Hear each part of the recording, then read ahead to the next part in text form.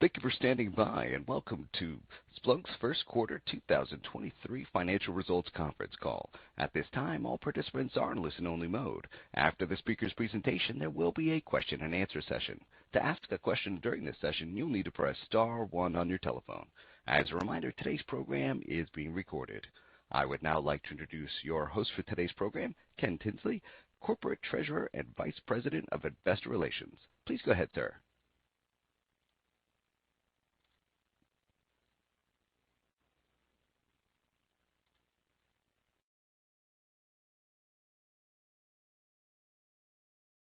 Thank you, operator, and good afternoon. With me on the call today are Gary Steele and Jason Child. After market close today, we issued our earnings press release, which is posted on our investor relations website, along with supplemental material. This conference call is being broadcast live via webcast, and following the call, an audio replay will be available on our website. On today's call, we will be making forward-looking statements, including financial guidance and expectations, including our forecast for our second quarter and full year fiscal 2023, and our expectations of revenues, renewals, operating margin, operating cash flow, and Rule of 40 scale, as well as trends in our markets and business, our strategies, and our expectations regarding our business, products, technology, customers, demand, and markets. These statements are subject to risks and uncertainties and based on our assumptions as to the macroeconomic environment, and reflect our best judgment based on factors currently known to us. Actual events or results may differ materially. Please refer to documents we file with the SEC, including the 8-K filed with today's press release. Those documents contain risks and other factors that may cause our actual results to differ from those contained in our forward-looking statements. These forward-looking statements are being made as of today, and we disclaim any obligation to update or revise these statements. If this call is reviewed after today, the information presented during this call may not contain current or accurate information. We will also discuss non-GAAP financial measures which are not prepared in accordance with generally accepted accounting principles. A reconciliation of GAAP and non-GAAP results is provided in the press release and on our website. So with that, let me turn it over to Gary. Good afternoon. I'm thrilled to join my first Splunk earnings call, reconnect with many of you, and talk with those of you I haven't met yet. It's been an amazing 6 weeks for me as I've rapidly come up to speed on the business and the opportunities in front of us. I'd first like to thank Splunk Chair Graham Smith for leading the team during our CEO transition. I recognize that such periods of uncertainty can create distractions, but this team stayed focused and drove solid execution in the quarter. I'm excited to report that we grew total revenues by 34% to $674 million and cloud revenues by 66% to $323 million, reflecting strong customer demand and bookings momentum. Jason will dive deeper into the numbers in a few minutes. I'd like to start by sharing what inspired me to join Splunk, what I've learned so far, and my initial priorities. Coming from a cyber background, I'd always admired Splunk for the role that it has played in providing the largest companies in the world unparalleled visibility that is essential to security teams to understand what's happening in their environment. Given this data-centric approach, I also fundamentally believe that there was so much more that could be done in that context, given the complexity of an ever-growing attack surface and an unrelenting threat environment. Additionally, through my discussions with the board, Splunkers, and customers, I began to understand the true power of the Splunk platform and the value it's bringing to organizations that are leveraging it for observability, as well as many other use cases.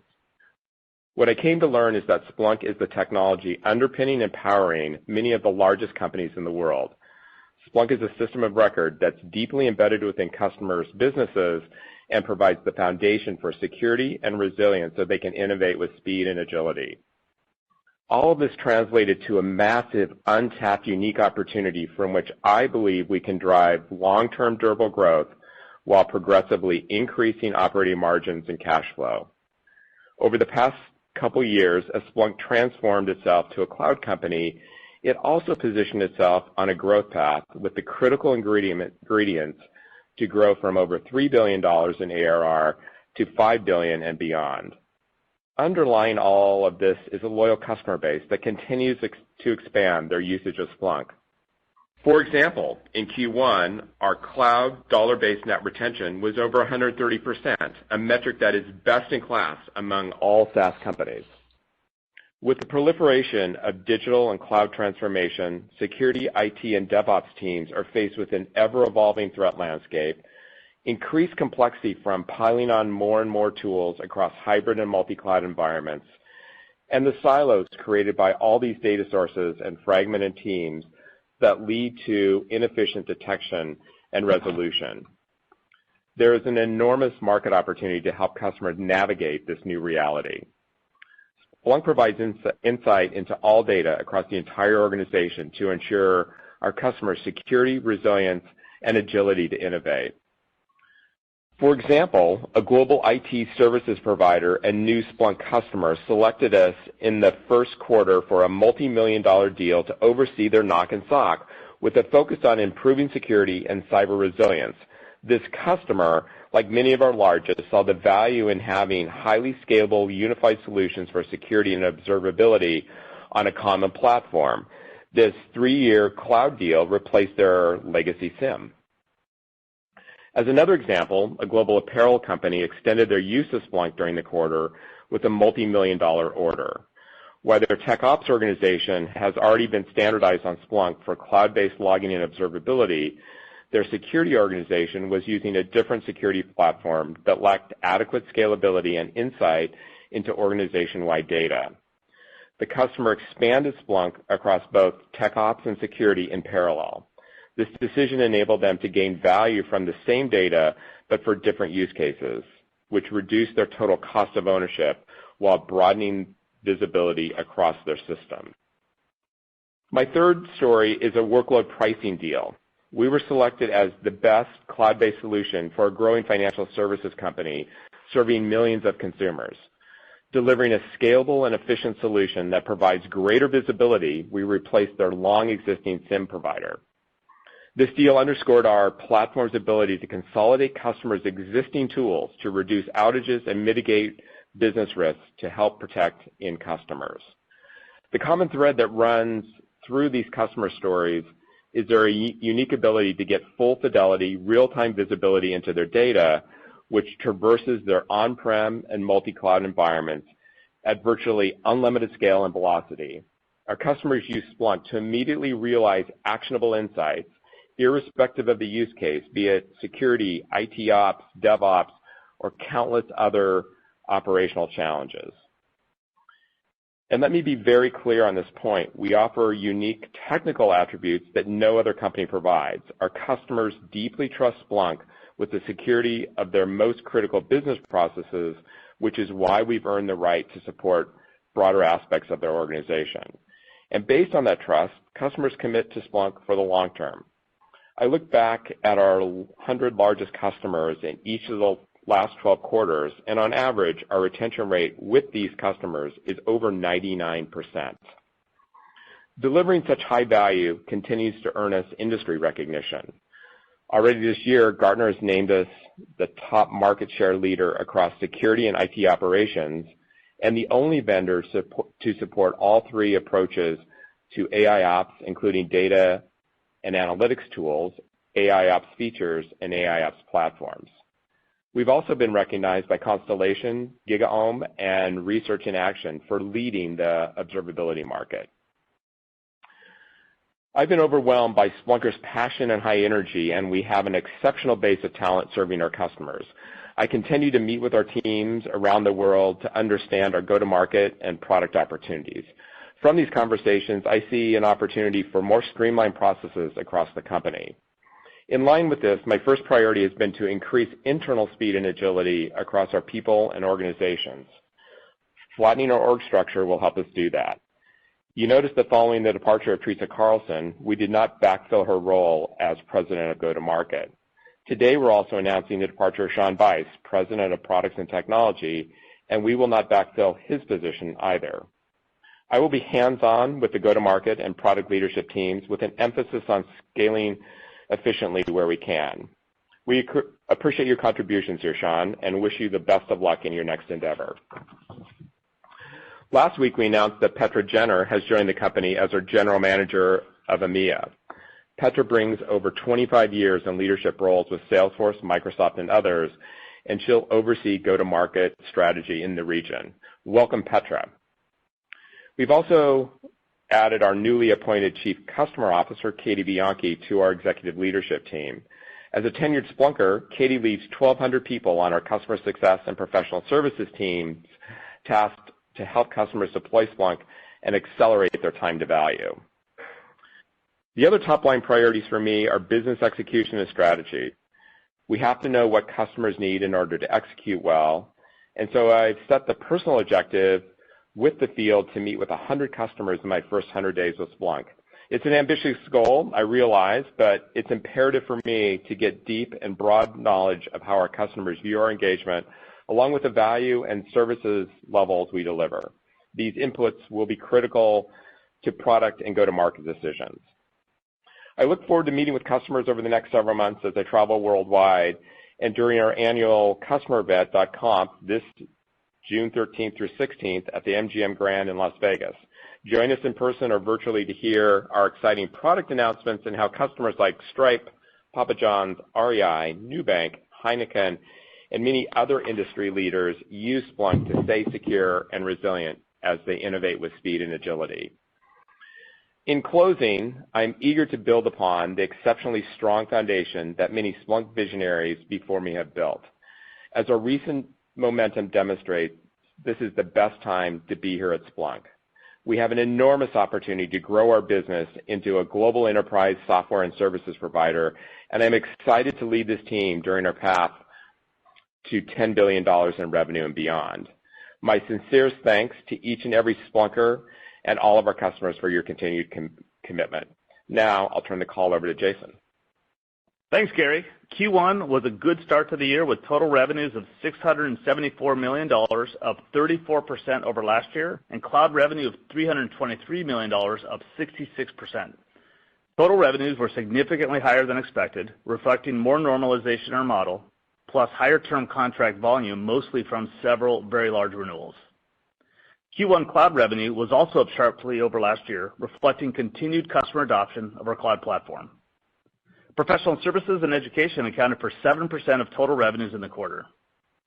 As I said last quarter, with revenue normalizing and average term contract duration more comparable on a year-over-year basis, RPO bookings is becoming a better indicator of overall bookings momentum.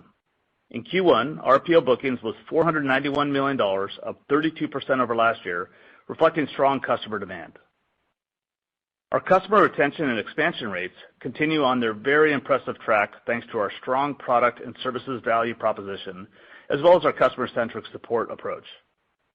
Our cloud DBNRR was 130% in Q1 and has been remarkably steady at this level since we first disclosed it several years ago. We ended the quarter with total ARR of $3.21 billion, up 30% year over year, and cloud ARR of $1.4 billion, up 60%. We had 690 customers with ARR greater than $1 million, up 28%, and 329 of these customers had cloud ARR of over $1 million, up 62% over last year. On to margins, which are all non-GAAP. Cloud gross margin was 68% in Q1, up 7 points from last year, as we continue to realize leverage from scale and elasticity of the platform. Total gross margin was 75%, up 3 points year over year, and reflecting a sharp improvement in cloud margin. Operating margin was negative 8.5% in the quarter, significantly better than planned due to our top-line outperformance and some modest expense optimization. For our EPS calculation, although it doesn't apply this quarter, it's important to note that we've adopted ASU 2020-06, which includes the share impact attributable to our convertible notes. So for modeling purposes, if you estimate a GAAP or non-GAAP net income position in any future period, you should add 22.3 million shares to your fully diluted weighted average share count. Turning to guidance. For Q2, we expect total revenues of between $735 and $755 million, with a non-GAAP operating margin of between negative 8 and negative 11%. Looking further out, due to our outperformance in Q1, plus the strength of our renewal base and solid execution, we are increasing our full-year revenue expectation by $50 million to between $3.3 and $3.35 billion, and we now expect a non-GAAP operating margin of about 2%, which is at the top of our previously guided range. We are maintaining our total ARR and cloud ARR full-year targets and we're reaffirming our operating cash flow expectation of at least $400 million for the year. So with revenue normalizing and cash flow now reflecting our change in customer billing terms from 3 years ago, traditional growth and profitability metrics are becoming more meaningful. This year, we're tracking to around 35% on a Rule of 40 scale based on OCF, which is a nice step up from the 25% last year and demonstrating the earnings power of our model. In closing, execution in Q1 was solid, and we're set up for a great year. With the impacts from our business transformation mostly behind us, the growth of our business and leverage in our model are becoming clear. With that, let's open it up for questions. Certainly, ladies and gentlemen, if you have a question at this time, please press star then one. If your question has been answered and you'd like to remove yourself from the queue, please press the pound key. Our first question comes from the line of Kash Rangan from Goldman Sachs. Your question, please. Congratulations on the quarter, Gary. Nice to meet you. And I'm curious to get your perspective on when you look at Splunk as a business and an asset. You know, you certainly talked about your ambition to get the company to $5, maybe even $10 billion in revenue. What are the things that excite you the most about Splunk? If you can just expand on that, that would be great. And also, this is a very interesting time in the markets. Everybody's worried about a contraction in GDP, inflation, that sort of thing. What is your overall sense as to how the Splunk portfolio could hold up in the event of a more challenging cross-current of labor markets, inflation, rates, et cetera? Sorry for the long-winded question, but curious to get your perspective. Thanks once again. No problem, Kash, and nice to meet you. On the first part of the question, the things that really excite me here are, one, how deeply embedded Splunk is in some of the largest companies in the world. The way in which we underlie everything they're doing from a security perspective and how they're running their IT operations is incredibly impressive. And it really plays out in our dollar-based net retention. And so I think that we're just in a very unique position where we're delivering tremendous value, and I think there's so much more that we can do in the market. I'd say that was the number one thing that really got me excited when I got here roughly 6 weeks ago. Now, going to your question about the macro environment, one of the things that I'm personally encouraged by is that while there's lots of turbulence and a number of factors in the macro environment, the reality is that given the security environment that we're living in, with increasing concerns about what might happen relative to Ukraine, the continued concern about ransomware and other issues, Splunk sits right at the center of providing the visibility that security organizations need to understand what's happening.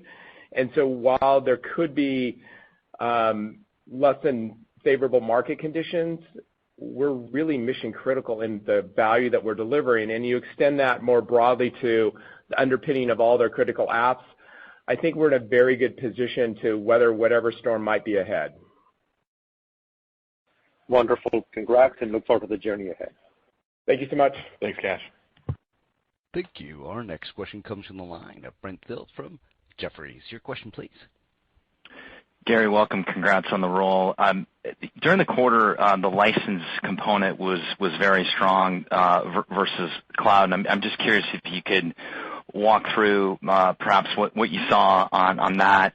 And for Jason, maybe if you could just address the security versus non-security components of the story. I would assume the security business continued to do very well like your peers have been doing. Can you talk about the non-security aspects of the business? Are you seeing the same level of strength there? Any color would be helpful. Thank you. Yeah, I'll start and I'll let Jason jump in here. So from a mix perspective, we saw strength both in cloud and in on-prem. We're seeing many of our large customers work through the details of a migration to cloud. As we look across the whole year, we're very much encouraged by the level of momentum and interest we see there. And I'll let Jason speak to some of the specifics as it relates to the exact number. Yeah, in terms of the security business, consistent with prior periods, it continues to be around 50% of the business. It is the fastest growing part of the business, at least on a dollar basis. And I would say that the remainder of the business, which is really IT observability platform, those businesses continue to do well. But security is still the largest percentage of the business. Thank you. Thanks, Brian. Thank you. Our next question comes from the line of Brad Zelnick from Deutsche Bank. Your question, please. Great. Thank you very much, and congrats as well on the strong print. And welcome, Gary. Gary, just related to how deeply embedded and strategic you see Splunk being to its customers, I wanted to double-click a bit more on the leverage that you see in the model and the potential you see there, because you talked about the efficiency and productivity of the investments Splunk makes, and I think your reputation along these lines precedes itself. And we got the examples of maybe not backfilling some of the roles and departures, but anything else you can share would be really helpful. Thanks. Yeah, a couple things. So one is the role that we're playing for these mission-critical customers and the role that Splunk plays it puts us in a really unique position where there's tremendous future opportunity. And as we think about the long-term model here, and I indicated this in the prepared remarks, I do believe that we have tremendous opportunity for long-term durable growth, but importantly, increasing cash flow and cash flow margins overall, operating margins overall. And I think there's efficiencies to be had in the organization. As I indicated, we're taking a first step by flattening the organization. I think that's one step forward in helping us operate more efficiently, with more agility, with more speed in decision-making. And I think over the long haul, that does translate into a lot of financial benefits for our shareholders. Excellent. Thanks so much. Thanks, Brad. Thank you. Our next question comes from the line of Raimo Lenschow from Barclays. Your question, please. Thank you. And Gary, good to talk again. My question was, if I listen to you today, it's obviously as a new CEO, it's like your first conference call around Splunk. There seems to be a little bit more focus on security. Can you maybe talk a little bit about how penetrated you see Splunk? You bring a kind of security lens to it. And also, how much of that is kind of due to the fact that in these more volatile times, we have obviously the situation that, security spending will probably still be prioritized over other areas. Just a little bit of your take on that one. Thank you. Yeah, it's a really good question. Nice to talk to you again. I believe, coming from a cyber background, that Splunk has always had a very unique position, but I also believe there's more that we can do to create a tighter partnership with customers and ultimately derive more value from the security buyers. And so I'm personally very optimistic given the role that we play today and how we're positioned in those customers. And to your point, I fundamentally also believe that security will be much more resilient than other areas if there's more turbulent economic conditions. So I'm really excited about the opportunity, the role that we play, and the fact that we're giving customers visibility they can't get from any other set of capabilities. So that uniqueness for me gets me very excited about the future and the role that we can play with security. I think what you're hearing partially is my voice just coming from a security background. I think we can elevate and emphasize some of those things within Splunk, and there's short-term opportunity there. Yeah, and then one follow-up for Jason. If I look, the question I'm getting from investors is around cloud, and software companies are doing beats and race. Well, if you look at your quarter, cloud was kind of reconfirmed. Is there anything that you want to point out in terms of from a macro perspective that you're seeing there? Is it just kind of early in the year? Just what's the take on the guidance, on the different drivers for the guidance? Thank you. Sure. Yeah, I would say first, as it comes to cloud, very happy with the performance in Q1. Cloud mix at 57% was just up a tick over a year ago. But really the motion for our cloud business really is tied very much to the renewal base. And our renewal base is the smallest in Q1, and it really starts to go throughout the year. So I would call, we did reaffirm cloud guidance for full year at reaching the $2 billion number, which puts us in a pretty unique place, and already implies strong growth. But we do expect, as you see the cloud mix grow throughout the year, I think we said last quarter, and no change to our assumption that we expect cloud mix to be approaching 70% by year end, that we'll continue to see strength in the cloud business. Perfect. That's super helpful. Congrats from me, and all the best, Gary. Thanks, Raymond. Thank you. Thanks, Raymond. Thank you. Our next question comes from the line of Phil Winslow from Credit Suisse. Your question, please.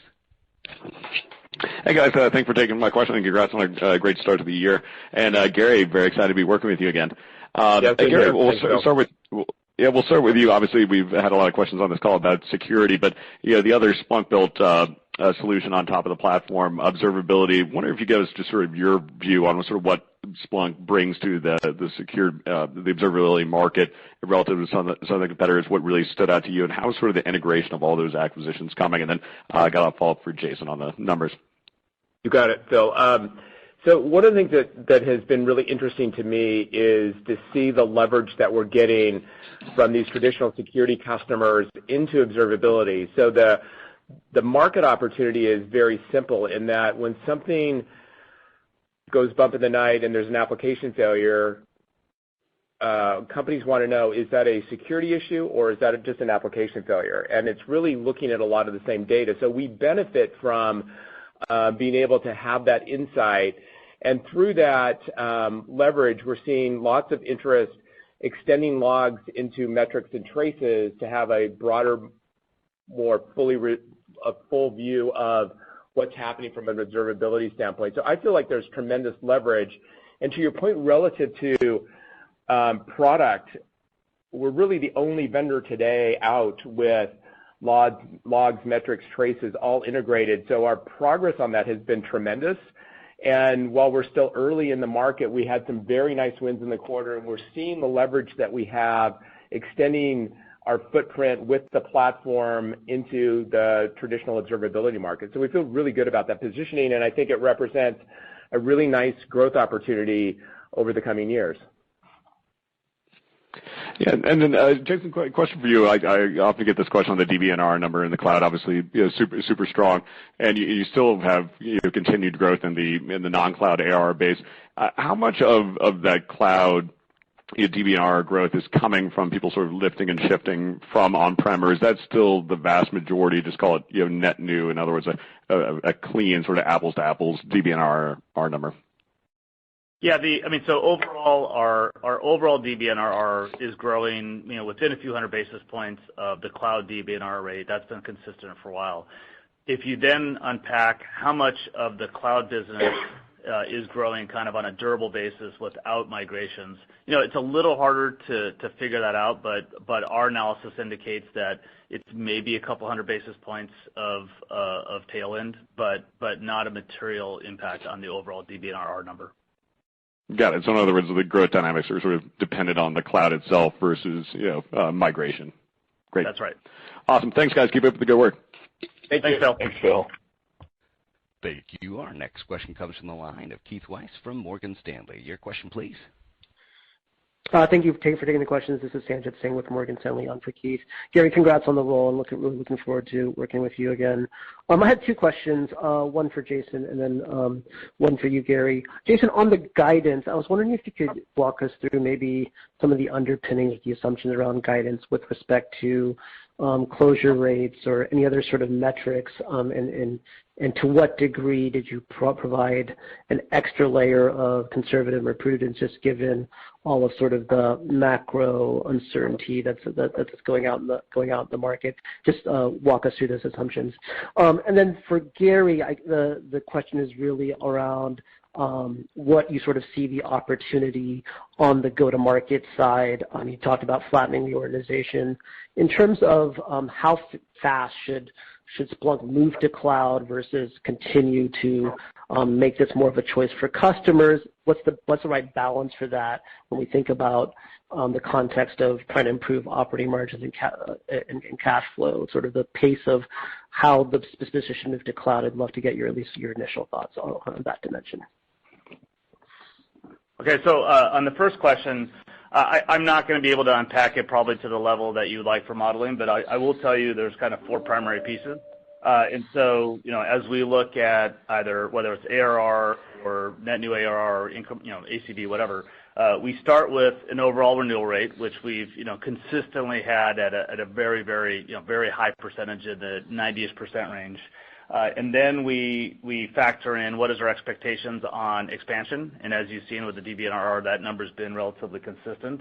We then have to layer in the new logo expectations, which that's probably a little harder to do, especially if there is a slowdown in macro. And then lastly, expectations on churn, which is, I guess kind of the inverse of that renewal rate. But that's usually been a pretty consistent single-digit percentage number. So across all those dimensions, we're not really seeing big changes, which is why we're reiterating the guidance and didn't change the numbers for full year. And if something changes, we'll let you know. But at this point, we feel very good about the Q1 we delivered with the strong DBNRR, the RPO bookings of 32%, the revenue growth, highest revenue growth we've had in 3 years. So overall, feel like the fundamentals are in very, very good position. And to the other part of the question, one of the interesting things to think about is the way in which our largest customers want to deploy.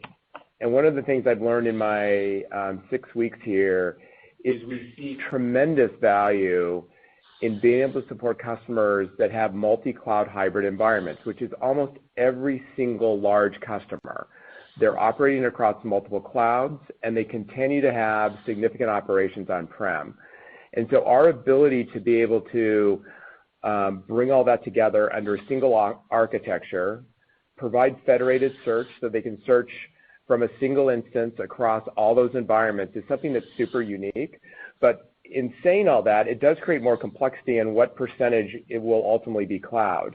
Because we do believe that over the long haul, these large customers will continue to maintain presence, again, in the cloud and on-prem.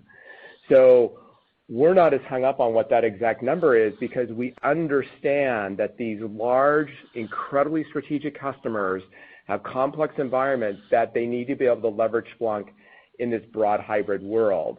Now, to your question about efficiency on go-to-market side, I do believe that by flattening the organization, we can drive a level of agility and decision-making that helps us get closer to our customers, improves the customer experience, and ultimately, I think we'll be more in tune with helping them advance their architectures in this what is a very complex world, and ultimately we financially benefit from that. So I'm feeling incredibly excited about the role that we can play, drive customer experience, and do it in a more efficient way than we've traditionally done it. So while I'm early days here, super optimistic about that. Really appreciate the thoughts, Gary and Jason. Thank you so much. Thank you. Thank you. Thank you. Our next question comes from the line of Kirk Materne from Evercore ISI. Your question, please. Hi, this is Chirag Ved on for Kirk. Congratulations on the great quarter, and thanks for taking the question. Gary, maybe just one for you. Could you talk about the potential to get greater scale and efficiency through partners and how you're continuing to engage with the ecosystem to help you scale? Thanks. Yeah, no, it's a really good question, and I think it's an interesting point of leverage opportunity in the business. We've done a tremendous job of partnering with some of the largest GSIs in the world. We've seen very good early traction with the cloud players. We also obviously play in the security world with the security resellers, and so there's a variety of communities where we're playing a critical role. And I think what's interesting here, and the one thing that does differentiate Splunk, is the opportunity to work with those partners where they can deliver services on the back of Splunk in these complex architectures, be it security or broader observability. It really creates a very compelling opportunity for partners, and I think we're at the beginning of that journey. I think there's a lot more we can do, and it's something that I'm frankly super excited about diving in on and supporting the team in those efforts. But I think we're very early in that opportunity. Thank you. Thanks, Rod. Thank you. Our next question comes from the line of Steve Koenig from SMBC. Your question, please. Great, thank you. Hey, Gary, congratulations on the new role. Thanks, Steve. I got two questions for you. So one is about competition with the XDR vendors. What's your view of the difference between XDR and SIM other than having an endpoint agent? And then I'll hit you with the next one after that. Yeah, the one thing that I've seen here that I think is really important is in our SIM world and the broad Splunk platform, we're able to take a vast variety of data to provide end-to-end visibility as to what the heck is happening in these complex environments. So as the attack surface has grown, having that broad visibility is absolutely critical, whether you're dealing with Log4j, you're dealing with a ransomware issue, or you're dealing with some other vulnerability in your environment. And what is missing in the XDR world is a limited view. And so customers absolutely today require this broad, visible view. And I think one of the things that Splunk got right way before I got here is not discouraging customers on data. So with the workload-based pricing, getting access to all that data and making it available across multiple clouds as well as hybrid, no one else can do that. And so I think we're in a very, very unique position relative to the XDR players. Got it. That makes sense. And then my follow-up is really about the context here. You've been working in cyber for many years, and so I'm curious, your view, I understand the product leverage you get from playing across IT ops, DevOps, and SIM. From a customer buying perspective, where are the security purchases dependent on IT budgets, and where are they separate? And is there some difference between enterprise and smaller companies, and how will Splunk's go-to-market work within that dynamic? Thanks very much. Yeah, really good question, Steve. And it's interesting because one of the things that I've been seeing, and I've been doing a lot of customer meetings, and so I've really been trying to get my arms around that exact question. And the thing that we see is sort of threefold. First of all, we always have a strong champion in security because of the role and the dependence the security team has on Splunk. Second, the IT teams have traditionally gotten a tremendous amount of value, giving them visibility across that broader application environment. And then as these new applications have been developed, leveraging modern cloud architectures, this requirement on having broader observability is absolutely critical. And so we really see we see two primary buyers. We see CISO playing a critical role, and we see CTO playing a critical role, and they're oftentimes just working in concert with one another. And that leverage is amazing, and I've seen it in lots of different customer examples day in and day out. So I think we're extremely uniquely positioned here, and it represents a tremendous growth opportunity for the future as a result. Gotcha. Great. Well, thanks, Gary, and good luck. Thank you. Appreciate it. Thanks, Steve. Thank you. Our next question comes to the line of Matt Hedberg from RBC Capital. Your question, please. Great. Thanks, Gary. Congrats, and really look forward to working with you again. Thanks, Matt. So I guess, you guys have obviously a blue chip list of customers and have made a tremendous push with Splunk Cloud. How do you think about accelerating new customer lands? It's been more of a, an upsell into the base, but that new customer land piece, how do you think about that? Yeah, I think it comes in a couple of dimensions. I think in the world we're living in relative to the requirements around security, I think Splunk plays a critical role, and we'll continue to run the play of getting customers to adopt us as the core to their overall security strategy. I think that's one. Two is we're seeing tremendous interest on the observability side. We're landing customers in that regard as well, and we had some nice wins, a couple of which we talked about in the prepared remarks. So I think that motion, I think there's more work we can do there, but I think the motion is in place. Got it. Okay. And then maybe for yourself or Jason, speaking about the base, obviously you have a large renewal opportunity this year. Can you talk about the health of the large deal pipeline and maybe some of the close rates that you saw and maybe some of the assumptions you're making for Q2? Yeah, on the renewal base, is certainly the smallest in Q1 of any of the quarters this year. But I'd say in terms of closing deals pretty much we're right on track. In terms of, we do track loss rates. Not seeing, there's no competitive pressure on large deals, that's really driving anything. It's mostly coming down to customers' timing, what their needs are, whether it's a cloud migration and what their capacity needs are. And from that perspective, it's kind of business as usual. I'm not really seeing any real shifts there. I would say this is, a pretty significant step up in the renewal base, over doubling from, to about $1.5 billion this year. And it's going to keep growing throughout the year, progressively each quarter. But feel like we have a great start to the year, and all the indications, look strong at this point. Great. Thanks a lot. Congrats, guys. Thank you. Thanks, Matt. Thank you. Our next question comes from the line of Keith Bachman from BMO. Your question, please. Hi, many thanks. And I also wanted to ask two questions. And Gary's going to start with you on the first one. Really great to hear about your orientation on improving margin, particularly free cash flow margin. With that said, one thing you mentioned was not replacing Sean. And I wanted to hear a little bit more about what the plan there. I think there's been perhaps some product development, go-to-market kind of execution issues, and I would call out observability while you called out some wins. I mean, feedback from the channel on observability is it still, requires some integration work, and I'm just curious as to what your plan is. If you're not going to backfill Sean, how do you make sure that Splunk continues to innovate well to try to capture opportunities?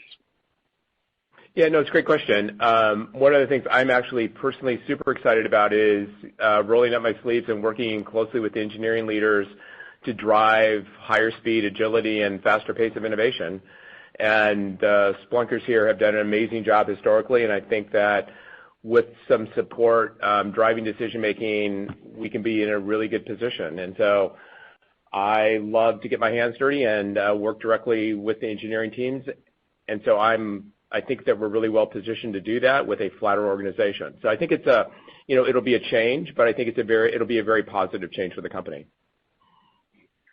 Okay, obviously a critical one. But and my second question relates to that is the typical refrain, as I'm sure you've gathered from investors, is that Splunk is losing share to a variety of competitors that are increasingly encroaching on the space. Now, it's easy to understand how your gross retention is very, very high. But what's your take from what you've heard from customers in terms of workload retention? That is to say, on winning new applications or winning new logos is the previous question. But could you talk a little bit about kind of your first quarter here at Splunk, is how you view the competitive dynamics and Splunk's ability not only to maintain your customers, but more importantly, to keep growing your workloads, to keep driving kind of 30+% revenue towards type of growth. That's it for me. Many thanks. Yeah, no, it's a good question. So in the time that I've spent here, I've probably done, I don't know, maybe 40 customer meetings. And in all those customer meetings, every single one of them, we spent time talking about expansion of Splunk and new workloads where they've identified use cases where they want to leverage the power of Splunk to drive additional value for them. So I think that the reality is Splunk's playing in this massive market, which is estimated on our estimates it's about $100 billion. And of course there are other players going after that, but we're uniquely positioned to continue to win these workloads given the loyal nature of our customers, the new customers we're signing, and the fact that we continue to see growth in the workloads that they're putting on Splunk. So I think there's obviously lots of noise in the market, but I think we're incredibly well positioned, and I hear it directly from customers, and that's where I spent my time over my first 6 weeks. Yeah, the only thing I would add is just to restate the net retention. I mean, the net retention cloud only is 130, and then overall it's within a few hundred basis points. So call it high 120s. And that's including any competitive anything, because that's net of churn.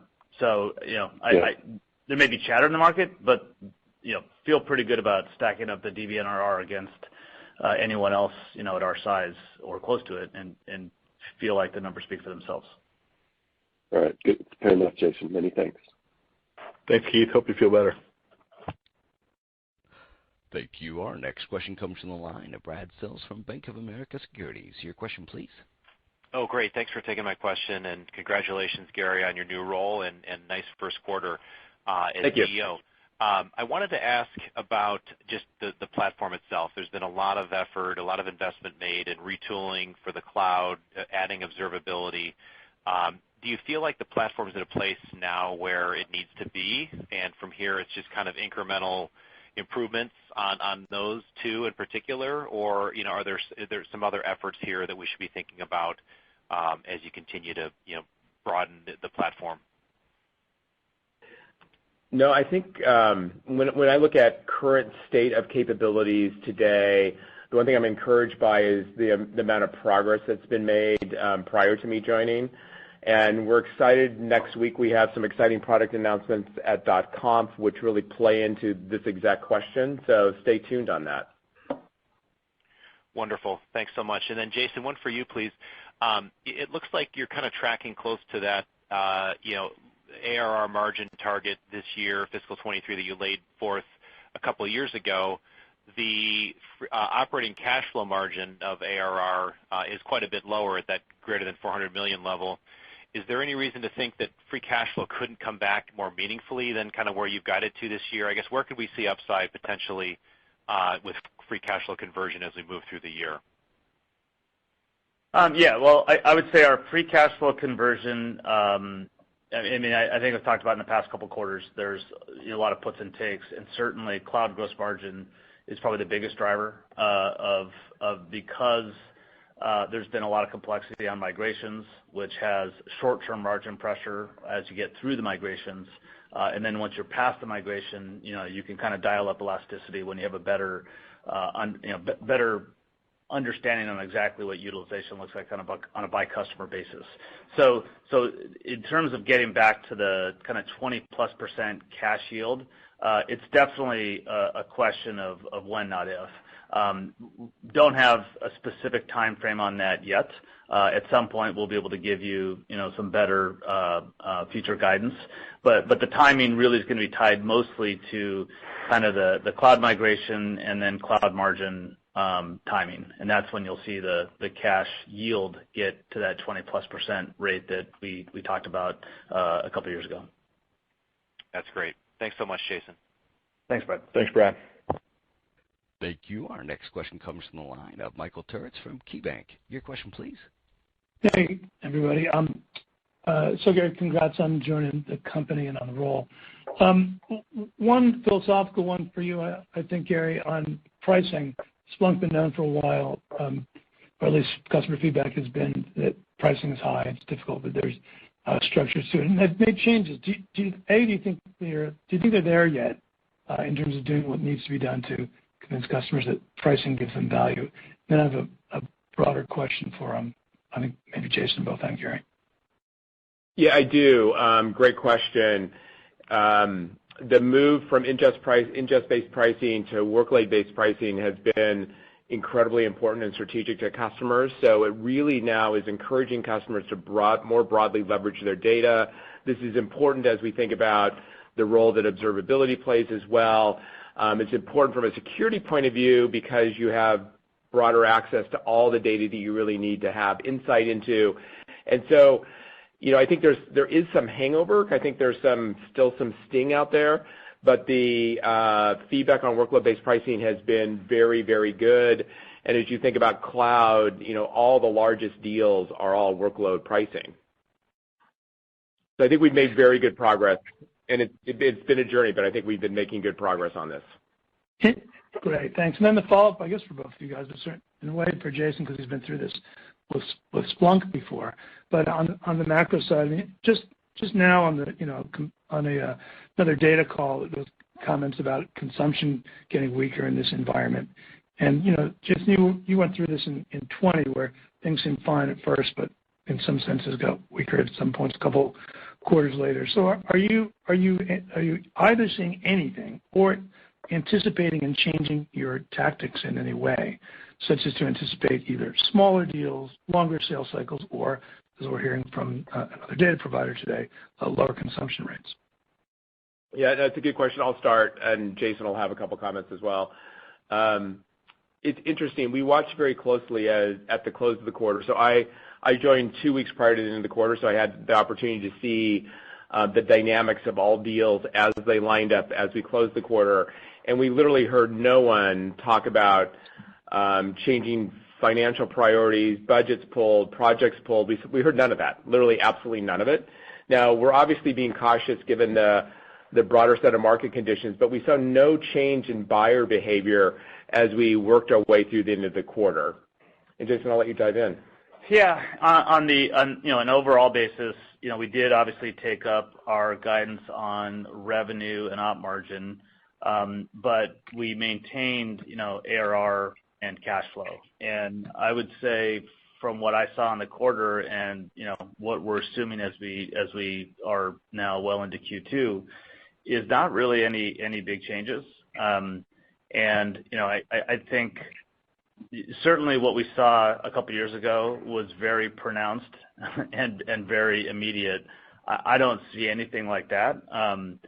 Our assumptions really are the growth for the balance of the rest of the year. I think the biggest swing factor we're still trying to understand is to what extent are large-scale cloud migrations affected. And we'll learn more about that as we progress throughout the year because, as I said earlier, the renewal base really kind of steps up each quarter and really kind of peaks in Q4.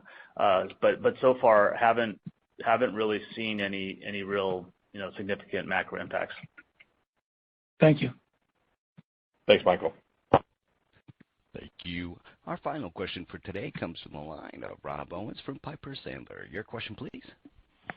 Great. Thanks for taking my question. I want to add on to Michael's question, I guess, just through the lens of headcount growth and hiring and, whether you're going to hire ahead or you're being a little bit more conservative in this environment. Thanks.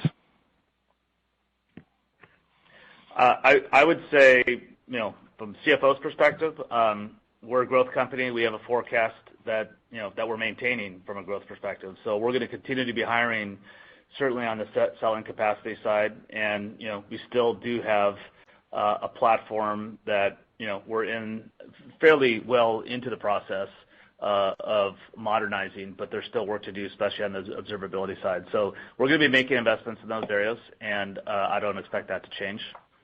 Anything else, Gary? No, and I think, Rob, it's good to talk to you again. I would say when we look at the overall hiring environment, et cetera, we're being thoughtful about it, but we're not tapping the brakes at this point. All right. Thank you. Thanks, Rob. Thank you. This does conclude the question and answer session of today's program. I'd like to hand the program back to Gary Steele for any further remarks. Let me reiterate that this is the best time to be here at Splunk. As our momentum demonstrates, we are mission critical to our customers' operations already, and there's a massive market opportunity to provide a foundation of security and resilience so customers can innovate with speed and agility. I'm looking forward to working with customers, partners, and employees to use Splunk to help reach even more mission critical outcomes. Thank you all for your support, and hope to see you at .conf. Thank you, ladies and gentlemen, for your participation in today's conference. This does conclude the program. You may now disconnect. Good day.